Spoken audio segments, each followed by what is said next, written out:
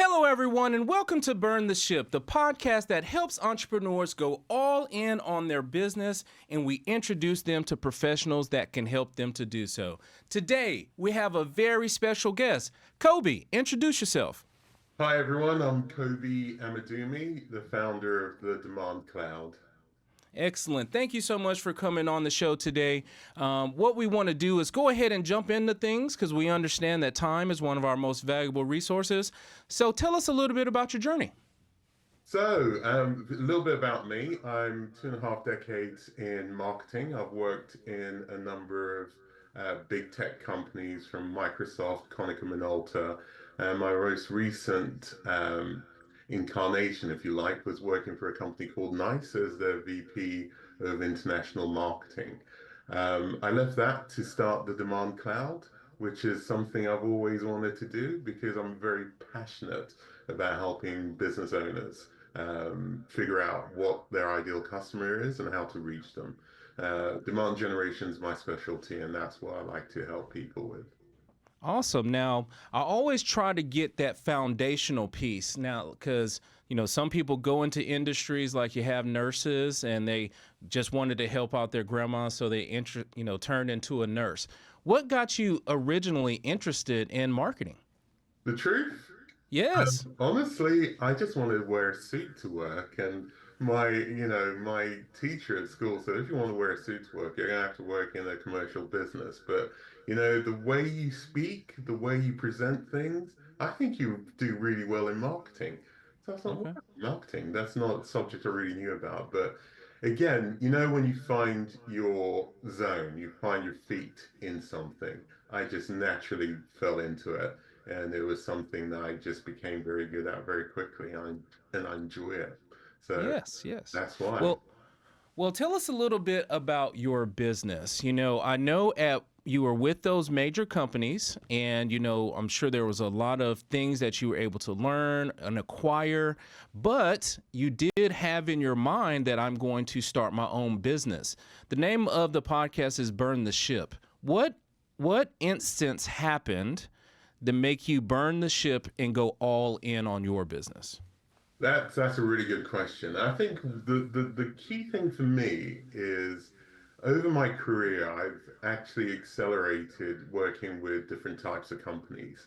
So from startups through to exit, and for major corporations like Microsoft, as I mentioned, where I was responsible for quite a large portion of their business. But personally, I was never really personally satisfied with the stuff that I was doing because you're always working for a big corporation, you're always working on someone else's agenda. Um, and for me, the reason I burnt the ship was I had a quarterly business review with my last company, and I just realized that I'm no longer a marketeer. I've become a reporter, someone who reports on function, on what we're Hmm. doing, on business KPIs and so on. And I was so far removed from the coalface of actually doing marketing campaigns. It just made me realize that this isn't what I want. And we all go through that moment of singular clarity, right? Where Hmm. you think, I know what I want to do. And what I want to do is use all these skills, all these experiences that I've had that have shaped me, good and bad, to help other business owners do better for their own organizations. And honestly, one of the things I enjoyed doing during my career is I was mentoring in the startup community. And Hmm. it's fun, the intellectual challenge, the opportunity to work with other passionate people about their products and services they're trying to build was something that lit my fire. And I just thought that's what I want to do. So hence I established the Demand Cloud and wanted to really focus on working with these business owners, these solopreneurs, these companies who've got challenges around their growth and really want someone to help them articulate what that growth looks like and to be able to execute on those kind of strategies. And that's the kind of passion and focus that I like to bring to my work. Awesome. Awesome. We definitely appreciate you sharing that. It's always important to get a great idea of what the why is, and you did an excellent job of sharing that. Now let's go to your business. Why don't you tell us what it is that you're doing with this passion? Is it marketing? What types of marketing, or what is it that you're doing to help the business owners? Yes, absolutely. I mean, the demand cloud is a concept that I've been thinking about for a few years. It's been in here for maybe 4 or 5 years, but now it's come out. And what the focus is we're not a marketing agency. I don't describe ourselves as a marketing agency. I describe ourselves as a marketing partner. Because what it is we do, we'll come into your organization, we'll sit down with the key stakeholders, and we'll figure out what the biggest problems you have that are stopping you from achieving your growth objectives. And then we'll reverse engineer a plan that fits your specific objectives. So whether that we implement a digital marketing campaign, whether we do some account-based marketing focusing on high-value clients, whether we do some digital PR, SEO, social media management, we leverage the right levers for your organization and for your specific challenges. So whilst we provide a whole litany of services, what you have to remember is that no two companies are the same, no two challenges are the same. So the value that we like to bring is having that intellectual horsepower to solve the problems that you're facing, understand the criteria that you need to meet, and be able to deliver our services to map across those. So whether you need someone to help you raise your personal brand awareness or your business's brand awareness, we can do that. Or whether you want someone to help you focus on making your sales teams more effective in terms of managing leads, lead workflow, we can do that. The key for us is that we provide bespoke services that meet your exact and specific needs for your organization at the time that you need it. And also, that enables us to grow with your business, because one of the things I love about what we do as a company is we work with business owners and we'll work with them for a long time. So it's not a one and done. We'll come into your business and we want to be seen as a strategic partner of yours, someone who's vested in your success and has skin in the game. Okay.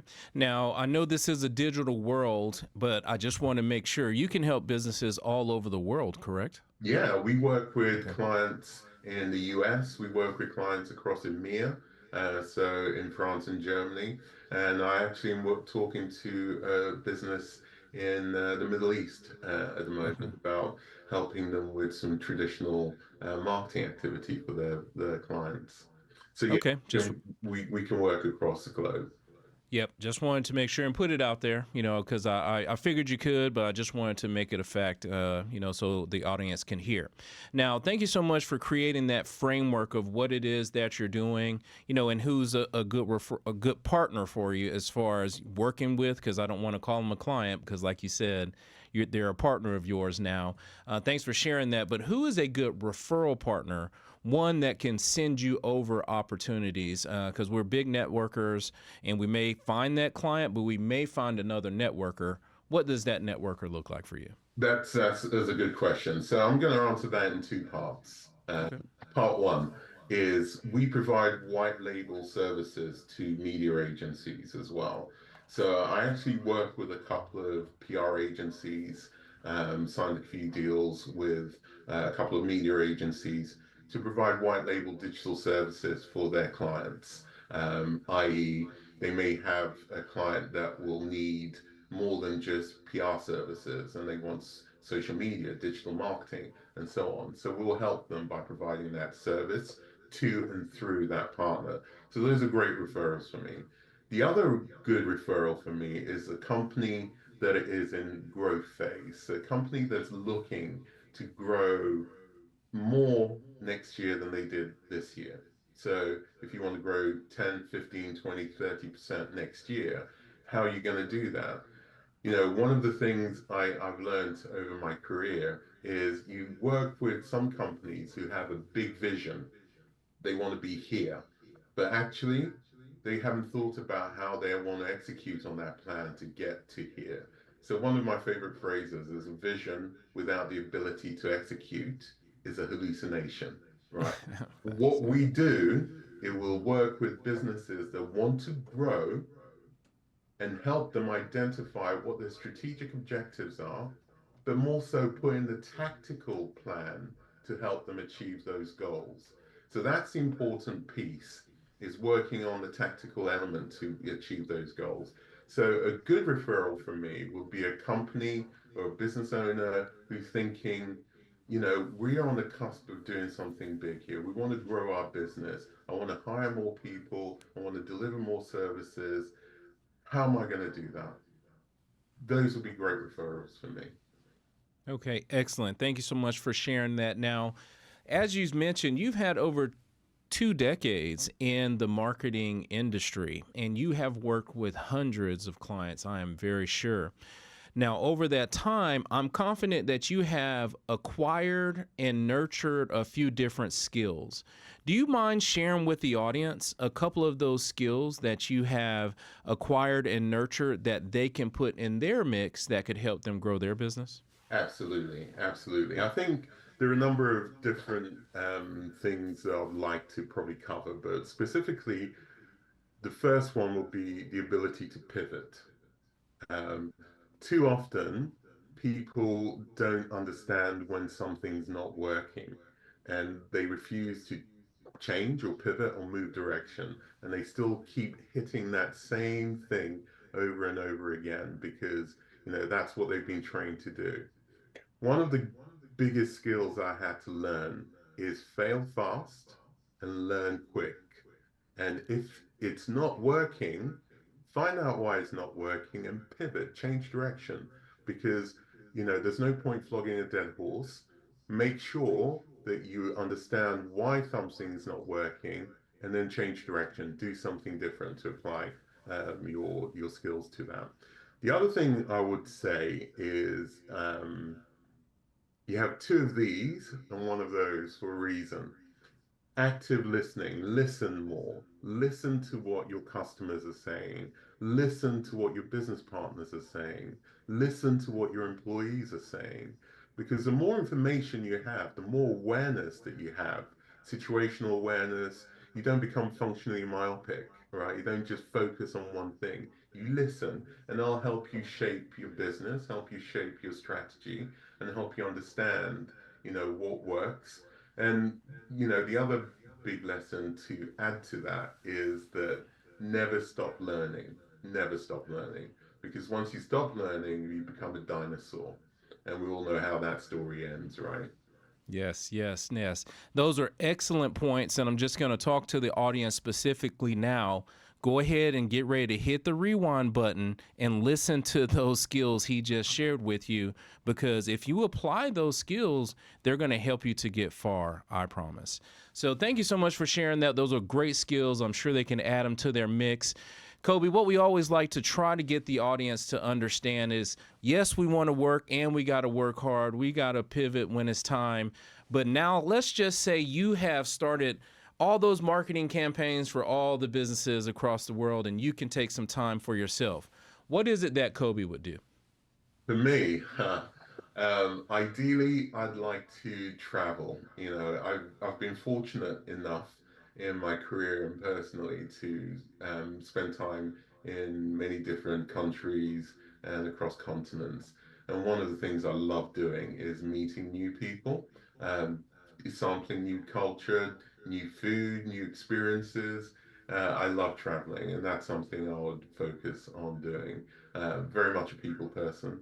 I like collecting, as you can probably see in the background, Hmm. icons from the different places I've traveled and so on, and just creating memories for myself, my wife, and my kids as well. Nice, nice. I see the We Are Sparta back there now. I see it back there. Now, before we get off of that topic, what is the next destination? Where are you going? What's that place? It's got to be Bali. Uh, Okay. Bali Okay. is number one on my target list for this year, I think, because amazing location. We actually, wife and I watched a movie set in Bali. Hmm. And just looking, I just thought, right, that's where we need to go. Uh, Okay. it sounds Okay. awesome. That's awesome. That's awesome. I'm sure that's going to be a magnificent trip. Now, tell us, how can the audience get in contact with you if they have a referral, if they need the services themselves, or they just simply have a question and would like to have a conversation with you? Well, great question. I think that there's a couple of ways of getting in touch with me. Number one is if you go to my website, www.thedemandcloud.com, there is a contact form or book a meeting form with me. The other great way, and this is what I'd love to do, is connect with people on LinkedIn. If you look me up on LinkedIn and send me a connection request, we can definitely have a conversation over there. Those will be the two best ways to get a hold of me. I'm always happy to have a conversation with people. It doesn't have to be about business, and I'm not going to sell you, but I'm here to, help the global community, if you like. And if anyone wants some advice or just bounce some ideas, again, I'm open to that as well. Awesome. Thank you so much for sharing all that information. Now, as a guest, we truly do appreciate you taking the time because we know there's other things that you could be doing. And we want to honor you by giving you the last word. Please look into the camera and speak to the audience something from your heart. Absolutely. For me, I think the biggest lesson in life is trust yourself. Trust your ability, trust your vision, and never give up. Be able to pivot if something's not working, but do trust your judgment, trust your opinion, and trust your instincts. They're there for a reason. Thank you so much for coming on today, Koby, and sharing. We truly do appreciate that. And to the audience, be kind to each other, and thanks. Thank you very much.